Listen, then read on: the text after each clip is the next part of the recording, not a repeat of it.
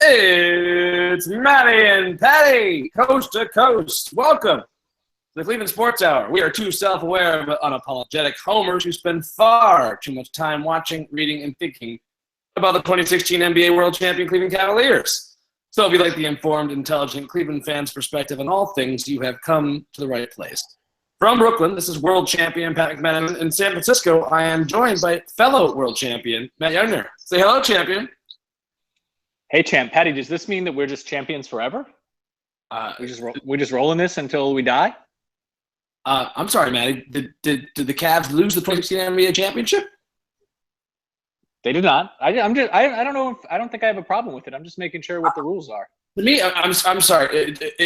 When you're president and you stop being president, do people stop calling you Mr. President? They do not. It's an honorary. Am I wrong? Yeah, you're correct about that. Governor Mike Huckabee is still Governor Mike Huckabee on Twitter. I know that. That's where I go to get all my best jokes. If that fucking asshole with the worst ass dad jokes on the planet, we just can't figure out what the actual acronym for CNN is. He had two separate jokes about CNN that don't match the CNN acronym. Like, oh, God. If that guy can still be called Governor, Matty, I mean, it just goes without saying. We're champions for life. That's fair enough. I'm with you. And then the inaugural podcast listener, our friend Ed Sackman, was saying the night, I think before our game for triumph, well, if we got one more day to feel like to call ourselves champions. And I was like, I don't know about you, my friend, but I'm calling myself a champion for life because I was able to witness the greatest championship in NBA history. If anyone can call themselves champions, it's us.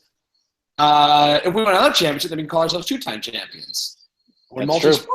That's what we're going for. That's the reason to keep caring, because you get to add on to that list of championships. But now, it's the baseline, Matty. That's why we're playing with house money in this NBA Finals. This is true. Champions for life. It's very true. I feel good about that. Hence the name of this podcast. Still champions, Matty. Cheers. Cheers. I like it. So we'll go through the kill list, final kill list, because I had some surprising changes. I think that might be surprising, and I think it's worth talking about. And then we'll take a deep breath and take a walk through the painful Game 5 outcome and what drove all that stuff. And then we'll just dive into the real stuff, the offseason. What can the Cavs do next? And, take this thing back. So, Matty, did your kill list change appreciably after Game 5? Because I'll give you a hint. My insurance did. I think that, David West obviously stood out in that game. I have to say, I think West and Pachulia might be in my top 5 now, with Draymond, Curry, and Durant. And I think Thompson got bumped. Clay kept his mouth shut and didn't do anything so objectionable other than look like he looks. Agreed. So I think that's what happened with mine. What about you? Fucking Easter Island egg face. You didn't mention Dre. No, Dre's there. Oh, I think you said KD. You said KD. Dre's number 1 with a bullet. Draymond, Curry, Durant, Pachulia, West. I'm not sure that's the exact order, but those are the 5. Draymond's number 1 still for me without question. He's back a little bit for me. You heard him after the game, right? No, I didn't listen to a thing after the game, Patty. The final buzzer sounded. I turned off my television and I went to the gym. I didn't watch it either, but I read about it on Twitter. For some reason, I also refused to read anything about anything that happened post game. I don't know. This is the strange thing for me, Matty. It's like once I win a championship, I find it easier to read after we lose. I want to analyze it dispassionately because it doesn't hurt. I still can't do it. I still haven't read the Joe Poznansky piece after the Indians lost. Oh my God! Put it that way. And I love Poznansky. You got to. It was so cathartic. It was such a great release just reading that article. Well, we all process these things differently. Draymond said, like, he really, really wanted to say a lot of shit He wanted because like US Jefferson was talking trash, and he was so ready to take a big dump over the Cavs. I'm paraphrasing here, but he's like honestly, I can't do it. Like those guys are too fucking good, and I respect them too much. It was crazy. It was so super anti-Dre. He basically praised the Cavs and said they were fucking great. And yeah. I mean, you can spin that into your own just trying to build themselves up, make themselves feel better. But it was just a shockingly classy post-game statement. Uncharacteristic. I guess he doesn't fool me. Fine, fair enough. But contrast that to Steph Curry in the final minutes of the game when it was, clearly won, going, oh, it was so much fun. I'm going to take a half-court shot to be a fucking – fuck you. Fuck you, Steph.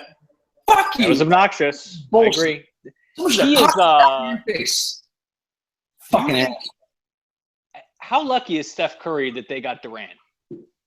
Incredibly lucky. Does anyone doubt they would have been blown out of the fucking water without Durant? There are plenty of people who do. I did see Rick Bucher say that on Twitter, that the idea is preposterous and that last year's Warriors team would have beat this Cavs team. I don't happen to believe that. Part of his point was that they lost two starters, one of whom was Andrew Bogut, who's unplayable at this point in his career. It's fucking absurd. Yeah, I didn't buy that at all. I felt like we would have – no Durant means we would have handled this team. I don't want to say easily, but I feel like we would have handled them pretty well. Easily. Curry's pretty lucky, man. And I said this sort of facetiously after the game, but I don't know that you can win a championship if he's your best player. Well, I mean, they won one because we lost. He wasn't their best player in that series. Oh, that's true. It's true. Did he win the MVP? I can't remember right now. No, you're right. No, he didn't. The sixth man on the team won the MVP because he was too busy shitting the bed. He's pretty unimpressive to me. We don't need to get into this now. This can be another discussion, Patty. But there's let's get into it. Whatever. I think people have started to place him way too high historically, way too fast. People have him ahead of Chris Paul right now as an all-time point guard. I just don't feel like he's put the time in to get there. And Chris Paul's got his own problems. Admittedly, he's never been to a conference finals and et cetera. But Curry had 2 amazing years. He was great this year too, but you can't no-show finals. And I don't know. Honestly, the more I watch him, the more I think what's scary about him is how hot he can get and how good he is at a baseline, right? Like J.R. Smith can get hot, right? But his baseline isn't as high as Curry's. But you watch him take any other shot by 3-pointers, the jump shots, stuff like that. I would say he's the best shooter I've ever seen, right? I'm like, I used to believe that. I honestly used to believe it. I'm like, honestly, I think that's true. He's the best shooter I've ever seen. I'm like, I don't know, man. I watched him shoot anything but like really bad, crazy 3-point shots that scare me. He's pretty good around the basket. He's pretty good, but he's not Kyrie. Kyrie's better around the basket than he is, easily. That's true. Kyrie's better inside the arc, off the dribble, than Curry is. Absolutely. A way better shooter. Curry's a little bit better on 3-pointers. That's kind of it. And he takes these crazy, ridiculous shots and has a very quick release. I don't know. I don't know. It's hard to say. I think the little dynasty they're on, the dynasty they're building right now, is going to inflate his. Oh, sure. For sure. How people view him historically, but we don't need to get into this right now. I just want to sort of plant that flag there, and we can come back to it at some point in the future. Well, it's a long way of saying for me, Matty, that Steph Curry. He's number one. He's way to number one. And he did it again. He kept trying to show the Cavs up with ridiculous, unnecessarily dickish shots. He hit the crap on the logo. He's such a goddamn bitch. What? Oh my god. He's no fun. I just really hate Draymond. So I respect your take here. David West, I think, shots at number 2 because he won a fucking title, and he's a fucking mark-ass bitch. Yeah, I have a really hard time with him. He's a dirty fucking player who was once good, isn't now, is dirty as shit. And tried to make out with Tristan Thompson in the middle of the game and passed off like he'd be a tough guy. Well, more importantly, freaked out at Kyrie in that tie-up like Kyrie did something wrong. He just tied him up. Completely unnecessary. He should have been ejected for that reaction. Yeah, I was a little disappointed they didn't throw him out of that game. I mean, I know the refs are in a tough spot to do that, I guess, but his behavior was not acceptable. His behavior was never acceptable. He's so filled with animosity and hostility. He should be ejected almost every game. His reactions are ridiculous. He's constantly violently shoving and elbowing people. He's fucking has no business being on that floor. That guy should be arrested for something someday. I feel like Bob Uecker. It's weird because the reporters say he's a super thoughtful guy off the court, but he's just one of those guys that just like, doesn't he have an arrest record or something? Well, he should have been arrested for something. Right. Yeah, he was pretty gross. Awful human being. Well, on the court. Who gives a shit what he's like off the court? The whole point of kill list is what they're doing on the court, not who they are off it. On the court, any day of the week. Dre fell to 3 for me. I'm sorry. He did. And then KD and who's 5? Thompson, Pachulia? Yeah, Sauce in there. Iguodala? I agree. Iguodala and Easter Island face fell off for me. Yeah, I think it's Pachulia for me too. For sure. Fucking asshole. Okay, that's fair. So, Matty, I don't know if you saw this, but I think he's either Sports Illustrated or ESPN put out some tweet that showed a silhouette of Draymond Green, Steph Curry, and Klay Thompson flexing in front of a tombstone that said 3-1. Warriors blew a 3-1 lead. The implication. Did they not blow a 3-1 lead? That didn't happen. The implication that oh man, those 3-1 memes, they're finally dead. They're finally put to rest. I don't think so. Not to me. This is ridiculous. This is the most embarrassing thing. You went out and got KD. The only guy you have backing up the notion that you wouldn't gotten the floor right with you by this historic Cavs team is Rick Bucher, who's wrong about fucking everything. I don't know anyone who has less respect than like maybe Stephen A. for their fucking basketball takes. Or, well, Rick Bayless maybe may have less respect. Rick Bucher's a fucking idiot. Yeah, who else is wild actually about that take? Carrying out the fiction that that redeemed the Warriors? There's no redemption here. As Uncle Granty said, there's no fucking redemption here. You guys added the second best player in the league, and you fucking needed him. He stayed your ass in Game 5, in Game 3, and also like was leading the Game 2 runaway. Without him, you don't win. You just don't. We had you figured out. We figured out the Warriors. That's why you had to get him. You couldn't win without him. I think that's pretty patent. I actually got frustrated by the Matt Moore from CBS did a pre-finals 16-team bracket, right, of finals winners, right? Who would win, blah, blah, blah. And in the second round of his random bracket, the Cavs, 2016 Cavs went up against the 2015 Warriors. And he picked the Warriors to win. And he apologized for it because he understood that logically the Cavs should be picked to win because of what they did in 2015. But he was saying that was just how amazing that comeback was because it was so unexpected and such an outlier. And I was like, no, I fucking disagree, man. We ran the table in 3 straight games because we figured them the fuck out. We figured them out. I think that's pretty apparent. And the fact that like we couldn't keep doing what we were doing because they had KD is the big difference. Yeah. No, I totally agree with that. Totally agree. 3-1 memes are still there. The other thing that's embarrassing to me is you haven't won on Twitter lately, but Matty, why are Golden State Warrior fans so bad at trash talk? They're horrible. It's so. I mean, I engage in this constantly. It's just like every time I hear someone do it, it's kind of like, oh, honey. Yeah, I have that reaction all the time. I'm like, this isn't even really fair. You guys have no idea what you're doing. You guys are just bad at this. You've had a whole year to prepare for this. Yeah. Get together. This is terrible. Like, think on this. I saw this one guy say, like, don't let this beautiful day distract you from the fact that the Warriors beat the Cavs 4-1 in the NBA Finals. I was like, that's like a newspaper headline. that's terrible. My response to the guy was, what?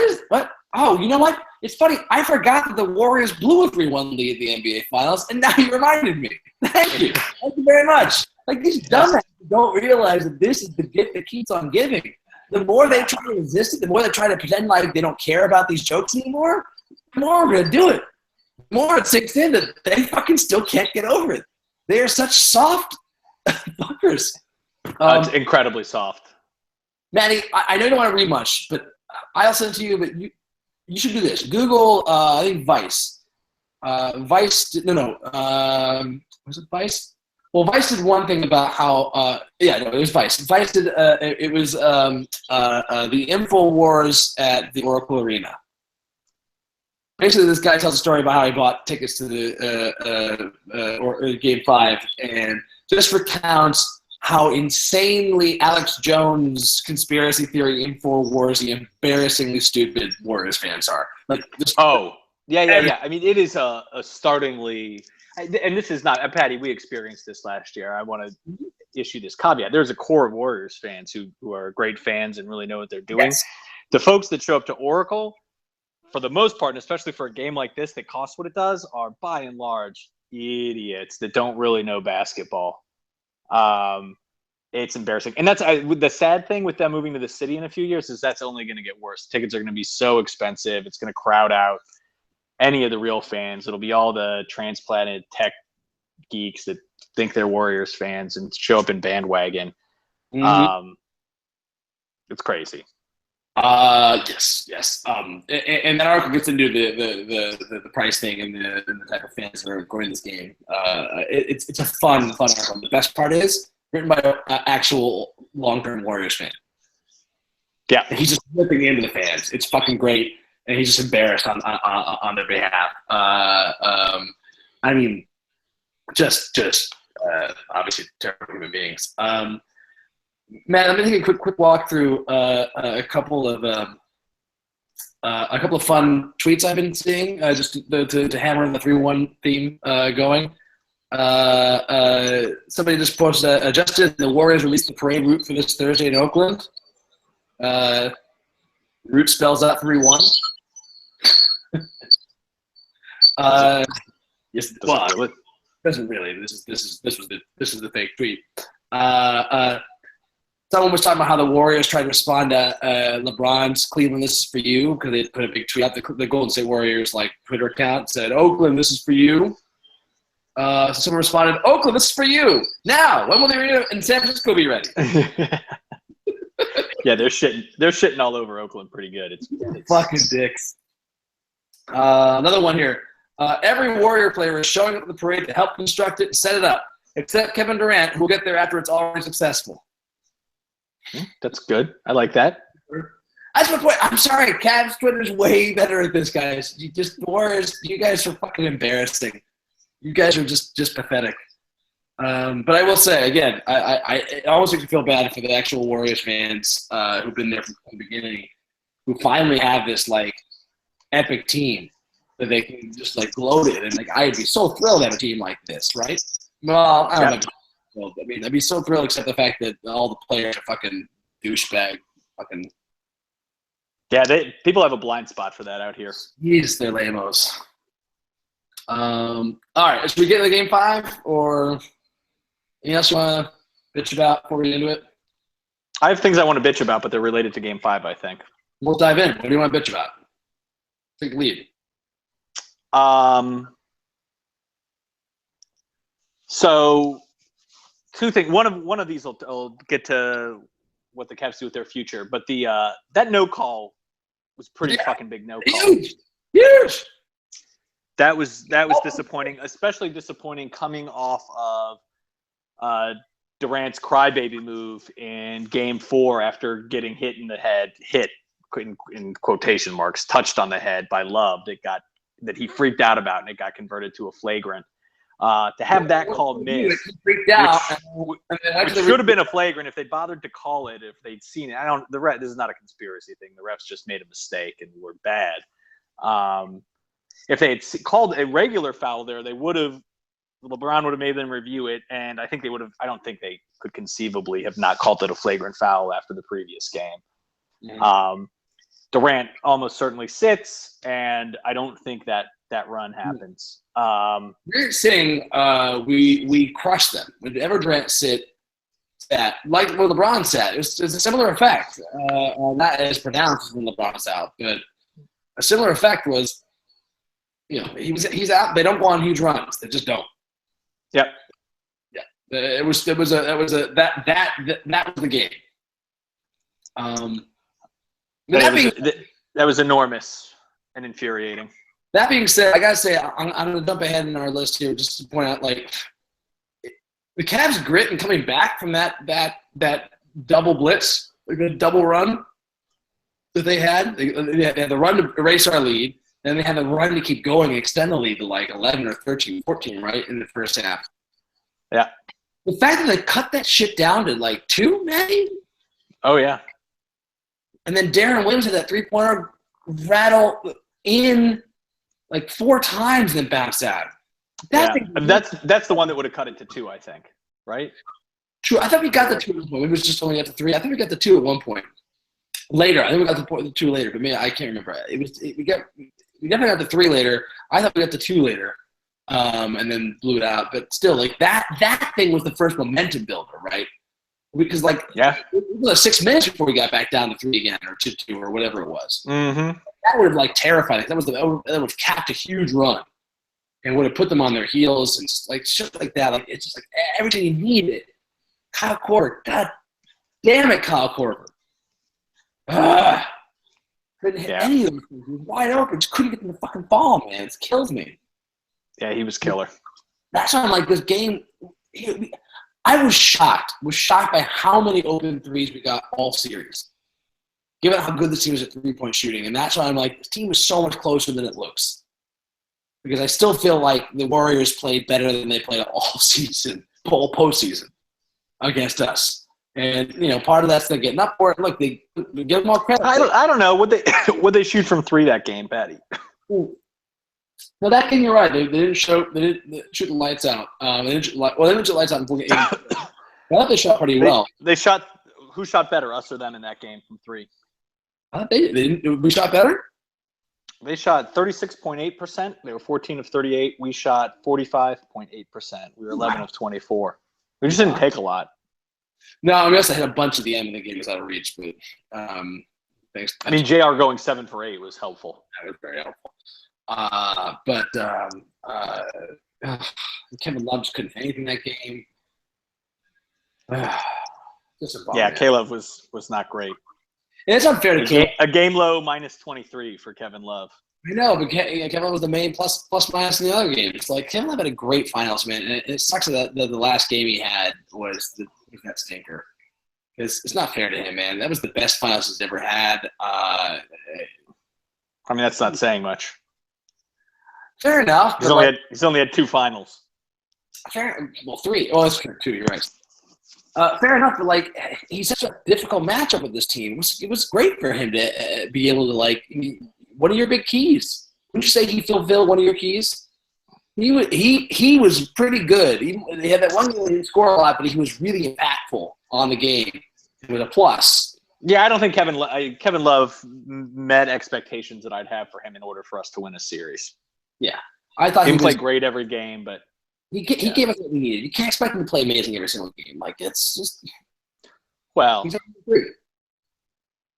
I don't know if that's right or not. That's a whole topic on Kevin Love.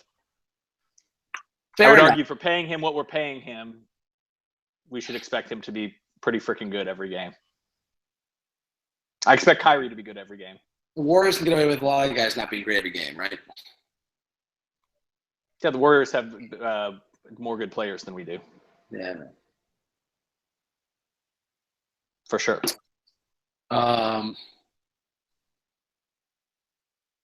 don't know. That was just brutal. I still appreciate that we came all the way back a couple of times and then just couldn't, we couldn't sure. take it up. Those things Showed good heart. I have to say, I was thinking, I think this is my least favorite of the last 3 teams. Interesting. It's obviously less favorite than last year. I don't know how anybody can be above the team that won, right? And that feels natural to me. And the team 2 years, that's the team 2 years ago with the injuries. That's one of the proudest I've ever been of a team that I've rooted for, period. That's true. Everything they did in that playoff. We thought they were done against those Bulls. As soon as Love went down in the Celtics series, we started worrying that they were done. That was an incredible team. And this team, had they lacked a little bit of effort at times, if we're going to be honest, right? Like they didn't show up ready for this series in the first couple games. Not just from not ready for what the Warriors were doing, but from an effort perspective. They did. You're right. And even in Game 5, I think there were moments that we didn't show the effort that we needed to win. We turned it on at other points, but yeah, it's what I hate them. This is picking at fine points here, but I think I go 16, 15, 17. I think that's totally fair. I was going to say one thing about the 15 team that was not on this team is peak Delhi and peak Mozgov. Yeah. I bought Mozgov's fucking jersey the next year. Peak Mozgov was one of the most fun fucking things the cat. Yeah, that was fun. If he dies, he dies. It's, like when he would dunk, his face like just in the. Oh yeah. What was that beer commercial? Guadalupe. Get that weak stuff out of here. Don't want that. He was so fucking great. Dele getting his shoe deal. Dele punking Steph Curry. Somebody photoshopping Dele trying to cross up Michael Jordan. That was such a fucking fun team, man. That was so. Oh yeah. I don't disagree with that at all. It's definitely 16, 15, 17. But I still love this team because they were fighting. It's like that. It's like I don't know. It's like those video game levels, right? Where you beat some crazy ass, ridiculous fucking boss, and you're done, and then the boss responds into something even greater and ridiculous. Yeah. Crazy. It's like, oh fuck me, seriously? Like that's what we're up against. So I give them credit for that, and I still feel like a lot of the moments that we saw them looking like they were dogging it. Not to make excuses, but I am going to make a little bit of an excuse. It does feel like to me, certainly the first 2 games, a lot of it was them just not knowing where to be, and just being. It was to me, it was their mind. To me, it was them not going. I'm supposed to be here and go. And they were step slow because they were step slow to like know where they wanted to go. And sometimes if you know where you want to go, you can get there as fast as you can and go fucking all out. If you don't, then you kind of like hesitate. Case in point to me was this one where LeBron late in the game, late in the fourth quarter. I think he was boxing out Dre or boxing out somebody. His rebound he clearly should have gotten. And it was Draymond. Yeah, it was Draymond. And he moved left. And honestly, what I saw watching his body language was, there's the ball. I'm going to go start moving down the court to score while I'm going up for the ball. And he was one of those dumb things. It's one of those, like, that's firing the wrong way. It's one of those things where you start to run without the ball, right? In basketball. Mm-hmm.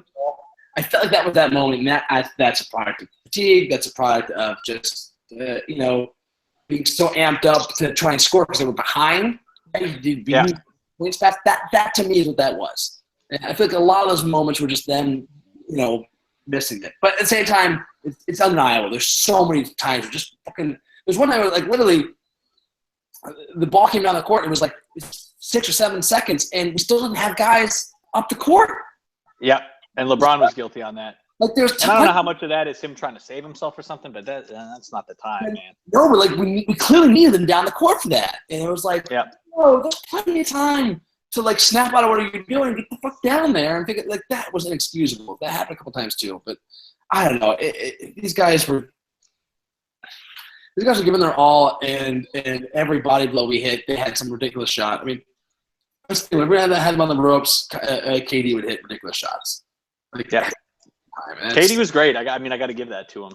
Yeah, it's easy to be great when you have all those weapons to make it easier for you. I love that. Once it's a success, then you join. And I think we talked about this a little bit before, but I mean, if history's any judge, Katie winning a bunch of rings means that we'll forget the fact that he took the easy route. We'll forget the fact that he couldn't beat the Warriors, so he joined them. And so, despite that, because he won a ton of rings, the ring culture, that's going to make him like top 5 or something like that, right? Like that's the argument that goes with the ring culture, right?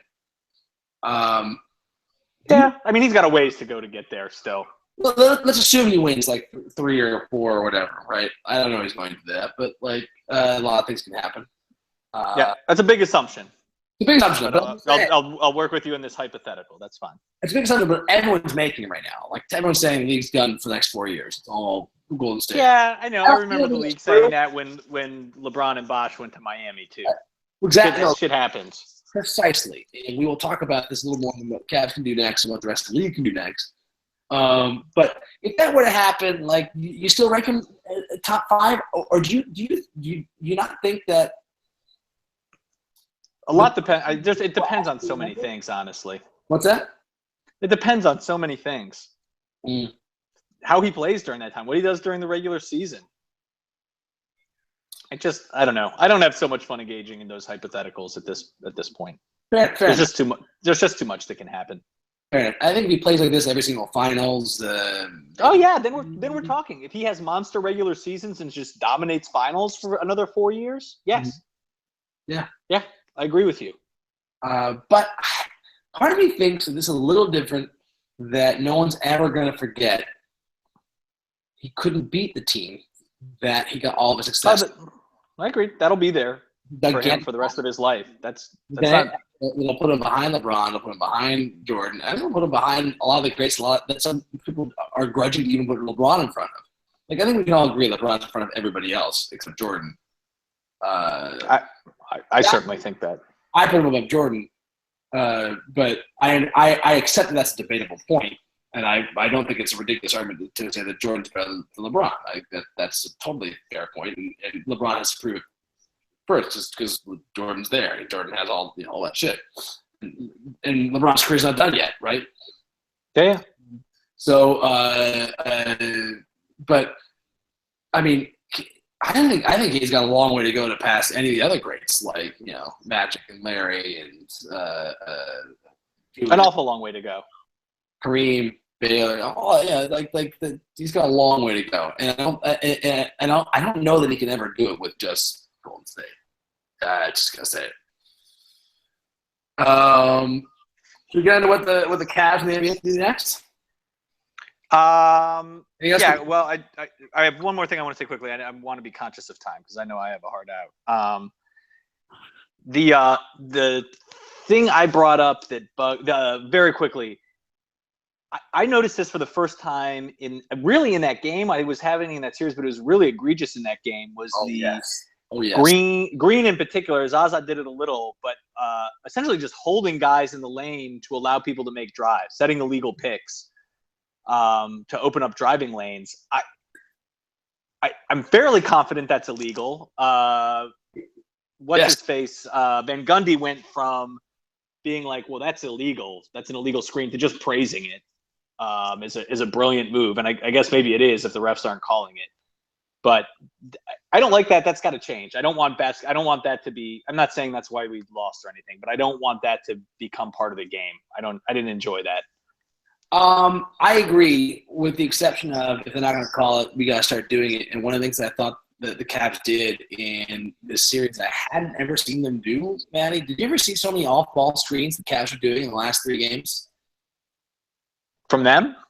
I've never seen them many off-ball screens. Yeah. I see them on set plays. They were doing it as part of the rhythm of the basketball. I was like, oh, my God, these guys are fucking setting every little back screen. Like, why can't we do this all the time? Oh, I got you. I hear what you're saying. The Warriors were doing it a ton. We didn't do it. Yeah, it just sort of wasn't part of our offense. But I'm with you. If it's successful, do it, man. And first of all, for our guys, stop trying to get the pass off it. If we have some of the best finishers in the fucking game, then set illegal screens to move guys out of the way. during the drive. Let's start doing that. Start picking guys before they get the catch the bat. Like, let's drive an offense around that until they start calling it. Yeah. We got better fans than they fucking do, man. Let's do it. Let's crush them on that. Like, that's I never said, look, if that's how they're calling it, then fucking play it better than they do. Yeah. Got to adjust, and I think we're too. I don't know.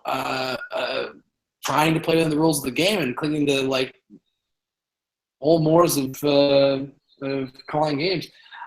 By the way, does no one else see that Ed Malloy is basically Dan Riffle? You saw what I said during the game. That could be his father. What's that? Seriousness. That could be his father. Jesus Christ. Jesus Christ. I did not see that text. Yeah, I've said that before, too. Dan doesn't know who his father is. That could be his father. Oh, my God. Wow. I haven't worked the ages out, but it's entirely possible. That seems incredibly plausible, and I kind of want to stalk Ed Malloy now. What was Ed Malloy? Was Ed Malloy in Johnsonville, Tennessee in 1981? Seems possible to me. We got to dig into this, Matty. This is gonna be for the next podcast. We got to do some investigative reporting. If any listeners of the podcast want to do some investigative reporting, please let us know. We could use some help. I might have some time for that. So I may dig into this. You may. This is an important. Thing. Now on the downside, Ed Malloy was born in 1971, so he was only 10 years old then, which put some holes in my theory. God damn it. That's too bad. Matty, does Ed Malloy have a brother? Seems unlikely. Does Ed Malloy have a brother, an older brother? Oh, now we're talking. Yeah. Here. Go get up the Now we're talking, Patty. All right. So, what can the Cavs do next? I will just lead off with what everyone's saying that we should do, which is trade Kevin Love first and foremost. Not knowing the answer to that question. Like trade Kevin Love. Well, what do we get back? Get trade Kevin Love. He's your best asset. He's a good player with a great contract. Yada yada yada yada. Do you buy that? I am. I don't know how popular this opinion is going to be. I am in favor of not doing a whole lot with the team, honestly. I mean, marginal stuff for sure. Better backup point guard. What can they get for the mid-level exception? Can they get somebody to sign a David West deal? It'll be super interesting to see what happens this year with NBA teams generally as people look at the Warriors as a juggernaut. A lot of people think teams are going to sort of try to duck around that for the next few years and plan for the next window when things will be open, which theoretically might make some talent available to a team that wants to go all in like us a little cheaper and a little easier. So I'm all for exploring the margins. I think Dave said this, right? If you could trade Love for Paul George, would I do that? Yeah. Paul George is better than Kevin Love. I would do that. Yes. Would I trade him for Jimmy Butler? Sure. Jimmy Butler is better than him. I don't think the Bulls or the Pacers are going to make those deals. Right. And after that, would I trade Kyrie for somebody that's better? I don't know what that would I trade Kyrie for Russell Westbrook, I guess? Butler, I guess. Butler's better than him, I guess, maybe. I don't know what that would do LeBron's our point guard anyway, so I guess that doesn't really matter. But I don't think that's going to happen. And outside those options, I say why not run it back? We'll get Chetty over here next season, Patty. I think we lose Korver as a free agent. We lose him. Darren Williams is gone. I think we supplement our bench as best we can, but the rest of the squad's coming back. Why not run it? Maybe Boston makes a little bit of a jump in the East, but honestly, they don't scare me even a little. I think the Bucks are still a couple years away from really being where they need to be. The Raptors, I think, have to redo everything. Yeah, blow it up. Why not make a run? I just don't think tinker too much unless you can make a trade like that obviously gets you the better player. Who knows what happens? Maybe Curry rolls an ankle next year and he's done. I think if you can keep yourself in a place of contending, and we can with this team, and moreover, we weren't that far. We are a wide open Kyle Korver 3 from the short corner and a missed KD foul from maybe being up 3-2 in this series, at a minimum playing tomorrow night at home for a chance to send it to Game 7. If any of those things happen, I feel like people feel the hoi polloi feel sort of differently about the Cavs team and what their ceiling is. So I don't think mess it too much, honestly. I completely agree. My feeling is we should do nothing. I think we should keep the. To do nothing. Not nothing, but keep the big pieces together. Keep our big four intact. TT, Love, Kyrie, and of course LeBron. I don't think they should not look. They certainly should kick the tires on a Paul George trade. Like Paul George from Kevin Love straight up, obviously makes no sense. I can't give you the permutations of it, but people have come up with 3-team trades that might make sense to get Indiana a few other assets in addition to Kevin Love. That still makes sense somehow. That still sends Paul George to Cleveland for nothing else. I feel like that's one of the only things I would trade for. Jimmy Butler, it's one of those things where I agree he's a better player than Kevin Love. I don't know that he makes he fits the Cavs better. Like it's great to have, because the other thing is like we would have no fucking power forwards or rebounders like that. Like it's just Tristan Thompson and that's it. Like we got nothing else. That makes us vulnerable long term against other teams and being worn out.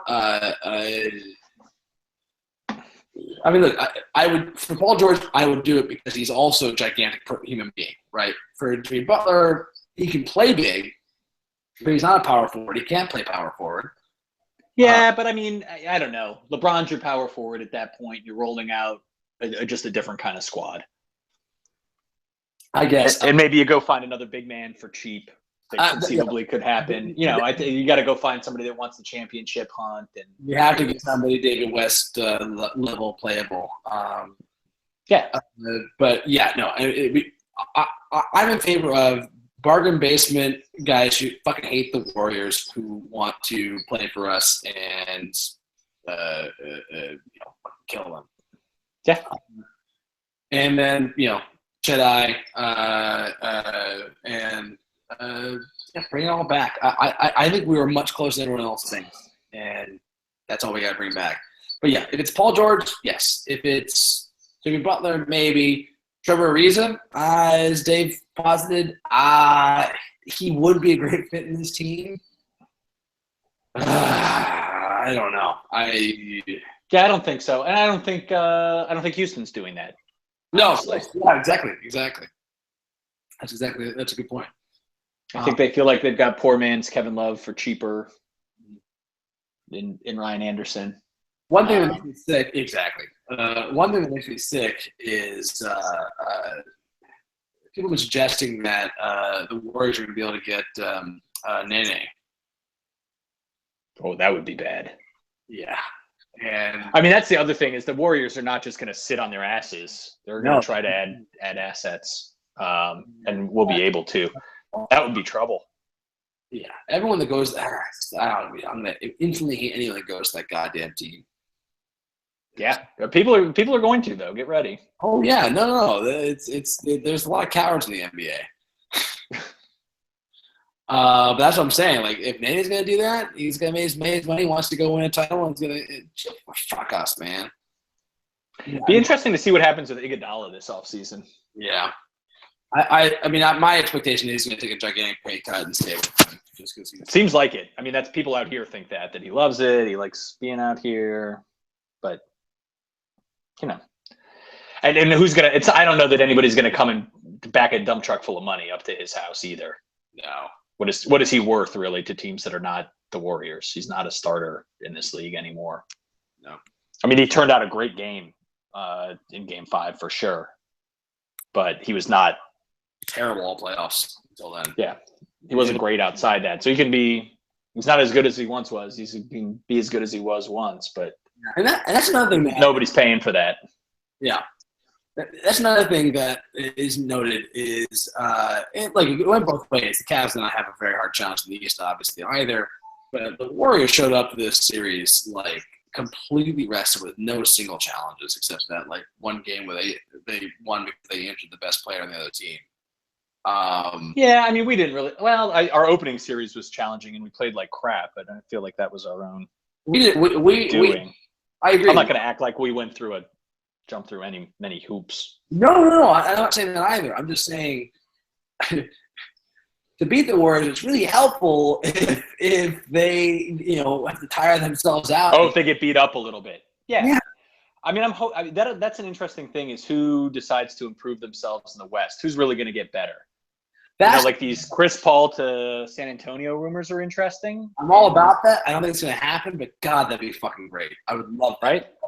That'd be super interesting. The Clippers are done, basically, even if they bring them back. They're not a real anything. The Jazz, I guess, are starting to get better, but they could lose Hayward, and even so, I don't think they're ready to make the jump. Who else out there? The Grizzlies will keep kicking along like they do, but they're not a real threat. Houston, I guess, could conceivably get better or play better or something. That's my hope. That's probably the team. I hope that Houston's number 2 out of there, and I don't know. It sucks. It sucks too that Houston and San Antonio beat each other up every year so the dregs of those teams will exhaustively drag themselves into the series against the well-rested Warriors every fucking year. That just fucking blows, man. It'd be great if CP3 went to San Antonio. I would love that. Yeah.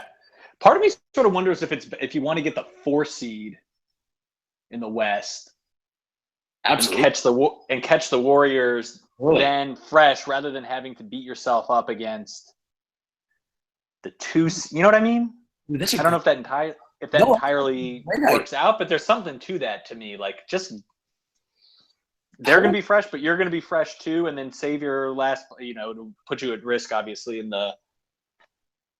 if you beat them against whoever. But I think you got to take the Cavs model. Yeah, beat the Rockets and the Spurs. It becomes clear early on they can't get the 1 seed, which they probably won't be able to.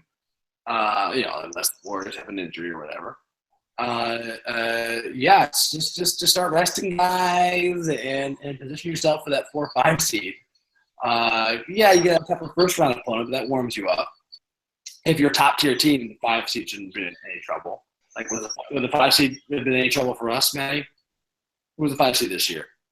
Fuck, is the Bucks. The Bucks. Fuck, that would have been trouble. So it's a risk. It's a risk. There's some risk. It depends who it is. It depends what the matchups are. But if your goal is a championship and you feel like the Warriors are really the thing standing between you and it, you want them early. You don't want them after you.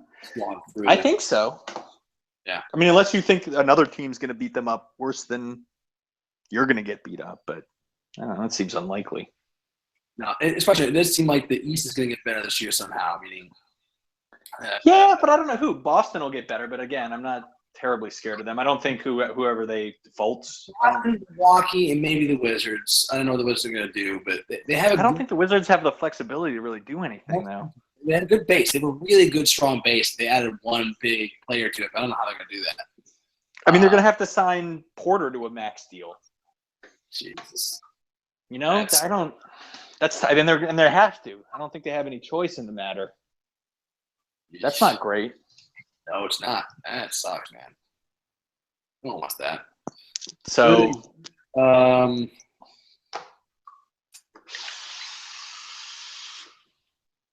don't know. Yeah, I'm with you. I think I am not like Skylar. I think we should re-sign Griff. Oh, Jesus as soon as we can. Skylar, I think. Skylar, I wish you would try to join the conversation tonight because this would have been great to argue about. How can we not re-sign Griff? It's ridiculous. He's in bed. His wife's got him in bed at this hour. You kidding me? Oh, my God. He took his pills. He drank his magnesium, whatever the fuck she's got him on. He's been in bed for hours, probably. Matt, who do you think are the ring chasing veterans we can sweep up? That would be worth our while.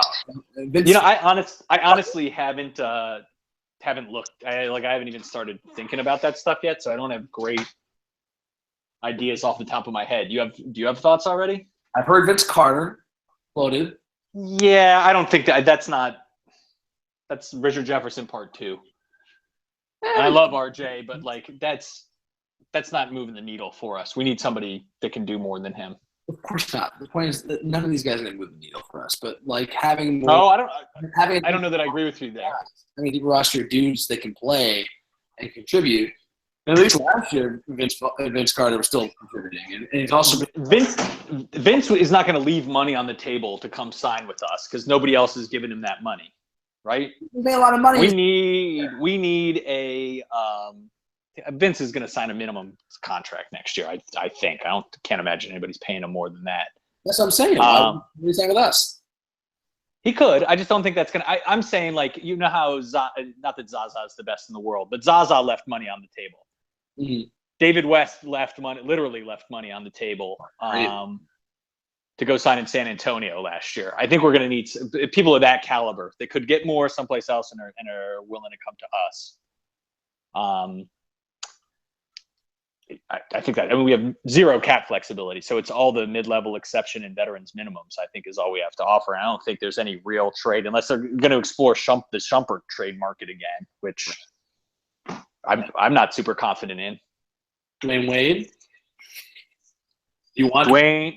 Is he a free agent? I can't remember what deal he signed. Yes. He has an option for this year that he can take, which is like $20 million. So he's moving $20 million on the table. And he hasn't picked it up yet. I sort of feel like he picked it up already. He hasn't, but there's been a lot of signals that he's probably going to. I think he's going to. He needs that money.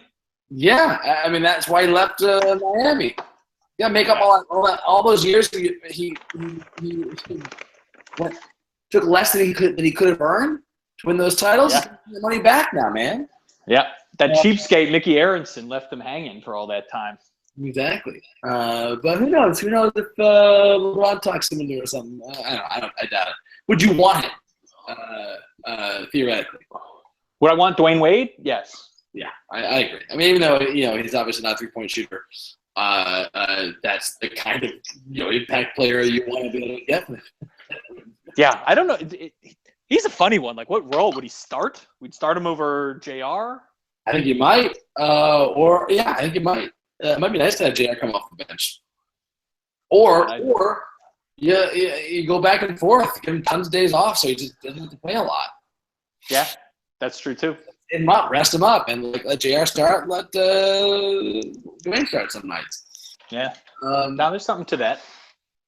I made my joke before about Chris Bosh clearing health issues, but doubt that's gonna happen. I mean, if that happens, I guess you take a look at him, but I don't think that's poor Chris Bosh, man. I don't think that's happening. I don't think so either. Who else is out there? It's like Jared Dudley. We've heard with his team, except that he's too to be giving up on his money-making. Yeah, I don't think he's a free agent either. He signed a real contract last year. I'm pretty sure, a couple-year deal. I thought he might be up for something. I'm not positive about that, but I think that's right. Yeah. Yeah. Well, I don't want to kill this just because I'm not totally ready to talk about it. But this is a good topic of conversation the next time we talk. There'll be some more rumors out there, and I'll be able to have a real opinion about who's available. But don't get your hopes up for a trade. No, I mean, it's going to be super meaningful for us. We just do not have the assets. No. James right about TT. He's not valuable enough.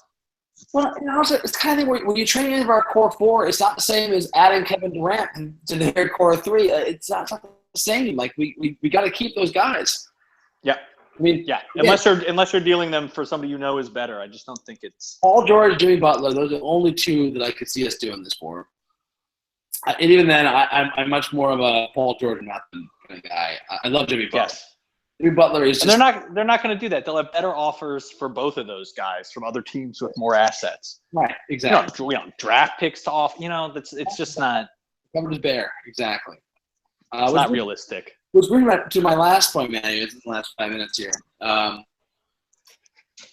rumors are, LeBron, man, after next year, he's going to LA and it's a super team. Yeah. I mean, I obviously don't want that to happen. I hope LeBron stays in Cleveland the rest of his career. Me too. Would you give a shit? I mean, would you? Maybe would I be mad? Mm-hmm. Yeah. I think mad's probably the wrong word. I'd be sad. It would be too bad. But we talked about this last year in depth about what could happen. I'm never going to be mad at him again. Never. He gave me something I never thought I would have in my life. Matty, and gave it to me in the most miraculous way possible. I'm never going to be mad at him again. Never. If he left now, he could sleep with my mother and I wouldn't be mad at him. Precisely. That'd be weird as hell. I was just going to say that his team would be my second favorite team. Meaning I will always root for him, except when he's playing the Cavs. Yeah, I think that's right. I wouldn't have any of the animosity I had when he went to Miami for sure. If he was let's be honest, the Cavs will start stinking immediately if he leaves. Yes, I'll root for him in the finals if he gets there. No, I'm all I way converted back to LeBron. I love him. If LeBron left the Cavs now and won a title with a different team, it would feel almost. It would feel different, but it'd be a similar joy level to when Dallas beat him in his first finals. Yeah, I know what you mean. The proxy team, I'm so psyched that he finally cements that legacy kind of thing. I would be super happy for him. Yeah. Yeah, it would feel like it would be a proxy win. I would love that. But I think that's right. But I really do want him to retire in Cleveland. That would be the best. I do too. I hope it doesn't happen. I have a hard time knowing what to make of those rumors right now. Yeah, I think they're garbage, but yeah. Who knows, right? If you sign the 2-year deal, anything's possible. I'm sure it depends on what this team does with the shape of the rest of the NBA. I have no doubt that he wants to compete for championships the rest of his career, right? Mm-hmm. And so what happens with this Cavs roster and what happens in the rest of the NBA, I imagine will be an influence on it. Mm-hmm. And I get that. Yeah. So it's conceivable for sure. Yep. But no, I don't know. Why even think about that? The thing that this will be one of our last things I get, but that he said, the thing he said to Kyrie leaving the court gave me a lot of, I don't know, a lot of feelings. A lot of feelings. We'll be back. Yeah. I love it. That gives me a lot of passion and feelings that just feel like these guys know. These guys know in their hearts. Like when they said, when did you feel overmatched, LeBron? When did you feel like it was out of reach? Honestly, when I looked up and I saw we had a minute left, 30 left, and we were down 14, I was like, shit. All right, well. But that's my point. They all were the whole time, they're like, no, we got these guys. We can hang with these guys. And they weren't wrong.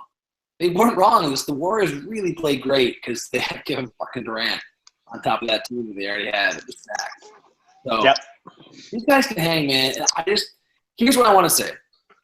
I want them to look. If I kick the tires on Paul George, see what's out there, fine. Get Chetty over here, sign him, get him in the fucking ring. Get every motherfucking guy that hates the goddamn Warriors and has some heart and is actually a good difference maker kind of guy. Get them on this team, especially if they're athletic and play wing defense. Get them in here, right? Then I like to see them start really focusing. I love to see Tyler really focusing on not just playing solid defense throughout the regular season to develop good habits all season long.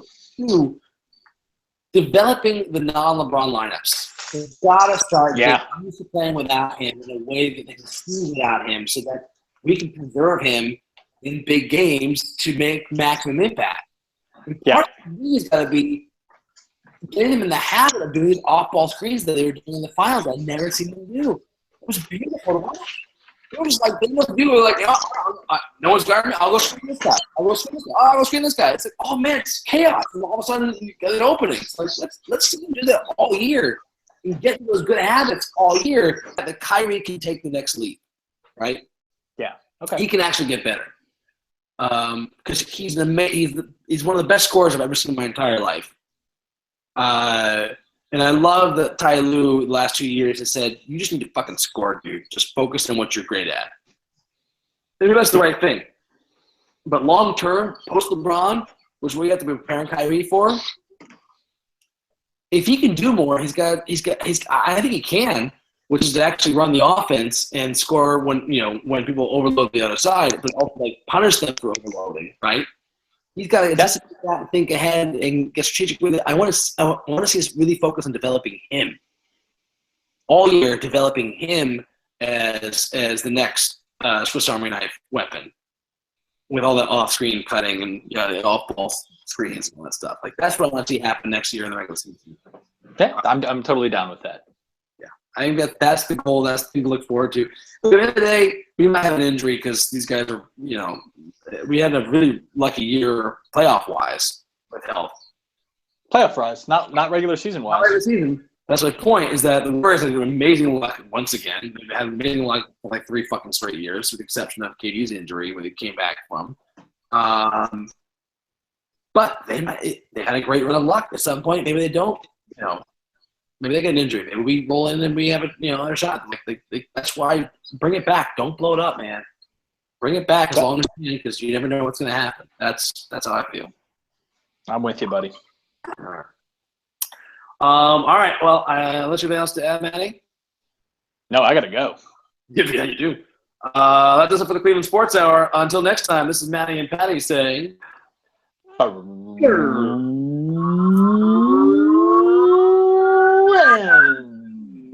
Ship.